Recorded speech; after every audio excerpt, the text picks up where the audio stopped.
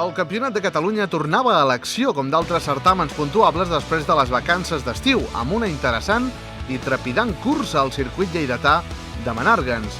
Prop d'una cinquantena de participants es van repartir en les 4 categories presents a aquest campionat, en una prova que podia decantar i molt la balança en la lluita pels títols.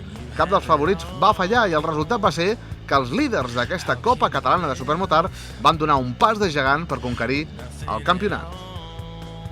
Dorian Martínez de la penya motorista Figueres va obtenir uns registres estratosfèrics a la sessió d'entrenaments de la categoria promo i evidenciava l'enorme avantatge que podria tresorar en cursa, com així va ser. El circuit de Menàrguens oferia un divertit i espectacular traçat mixte d'1,5 quilòmetres que va satisfer a tots els pilots. A la primera màniga, Dorian Martínez enduria amb claredat al primer lloc. Tot i la baixa participació en aquesta classe, les joves promeses van brindar una interessant actuació i van donar mostres de la seva destresa i habilitat al manillar. Martínez tampoc tindria cap mena de dificultat per imposar-se a la segona cursa per davant d'Oriol Lozano, que puntuava a promo 85, i Gerard Bailó i Nil Durà, que per aquest ordre ocuparien les 2 primeres posicions a la categoria promo 100. Bailó compta ara amb una suculenta diferència de 20 punts sobre Nil Durà a la classe de 100 centímetres cúbics, mentre que més fàcil ho té Dorian Martínez per segellar el campionat, amb 77 punts d'avantatge a la promo 85.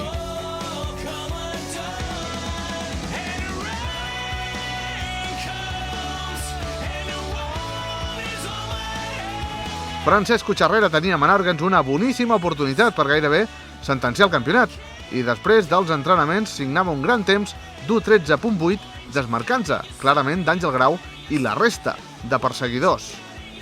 Només donar-se la sortida a la categoria Pro, Cucharrera va llançar la seva KTM al primer lloc i des d'allà va començar a engreixar el seu coixí de metres i segons per creuar la línia d'arribada amb molta diferència sobre Àngel Grau i més de mig minut sobre Jesús Romero.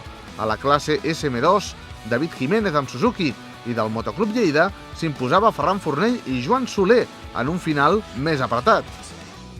Cucharrera va repetir una altra brillant actuació a la segona màniga i va poder administrar l'enorme avantatge a les darreres voltes sobre Grau i Romero. Jiménez també repetia el primer lloc en aquest segon intent amb major comoditat per davant de Joan Lladós, que finalitzava segon a 8 segons del vencedor, i Joan Soler, que calcaria el mateix lloc i s'assegurava així una plaça d'honor al podi final.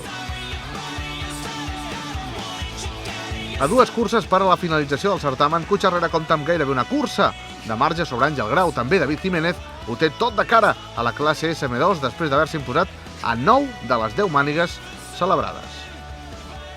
Francesc Orante havia dominat amb autoritat la classificació de la categoria fan reservada a pilots majors de 32 anys, però per darrere es va obrir una pugna intensa entre Òscar Moce, Joan Serra i Raúl Perales. Precisament Perales va ser qui més va complicar la vida a Orante a la primera màniga, disputada 10 minuts i 2 voltes, pressionant-lo fins al final. Més despenjat, Moce entrava a la tercera plaça. El pilot d'Honda del Motoclub Segre hauria d'abandonar la segona màniga després de 2 voltes i Joan Serra ho va aprofitar per escalar fins al tercer lloc. Per davant, la cursa va resultar un altre diàleg entre Orante i Perales.